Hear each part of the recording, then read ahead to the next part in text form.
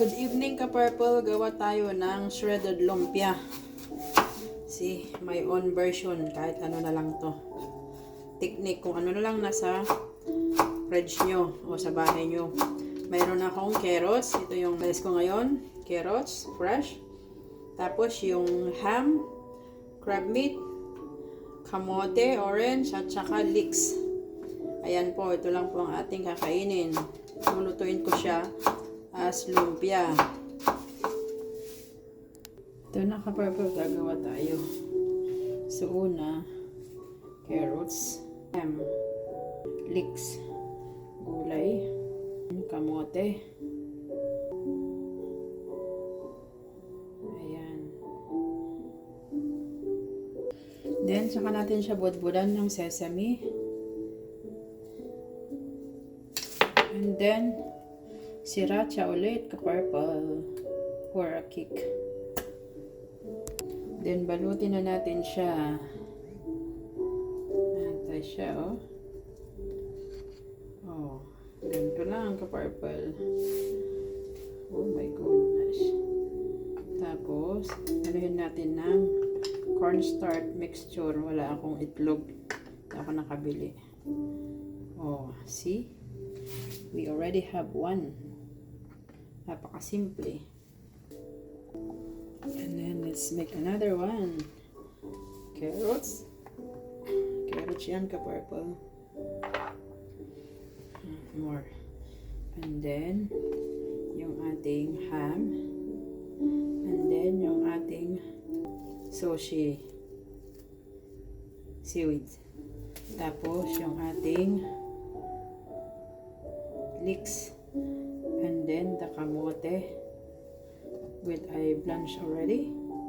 And then yung ating, yeah, that's it. And then let's put sesame and then the sriracha. So let's roll it, ka-purple. Yan. You see? New recipe na naman ni ka-purple to. Alam nyo naman ako. Ayan, ka-purple. Pwede siya. Look at this. Diba? Ito na ating nagawa, ka-purple. Mga ilang piraso din yan.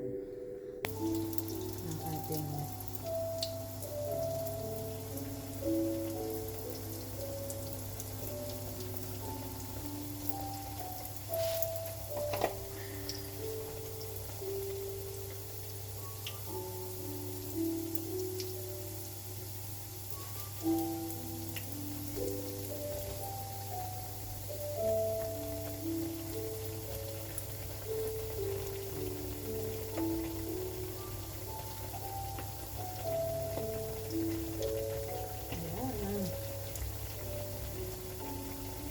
this is it, ka-purple.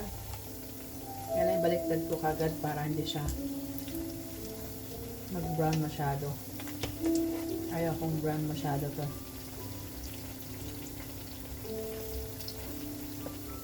Para balance. Kasi gulay lang yung nasa loob, ka-purple. Ayan, yan yung gulay ng ka-purple. Gulay na lumpia. So, hanguin na natin. Ayan na siya, ka-purple, ang ating finished product. Gawa tayo ng kanyang sauce. Bilog tayo.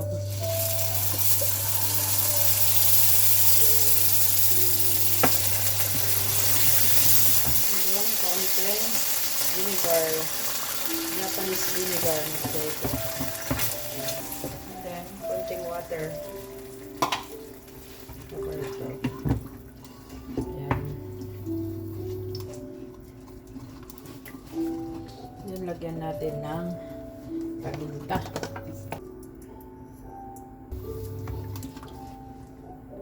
Ayan, okay na ang ating sauce, ka-purple.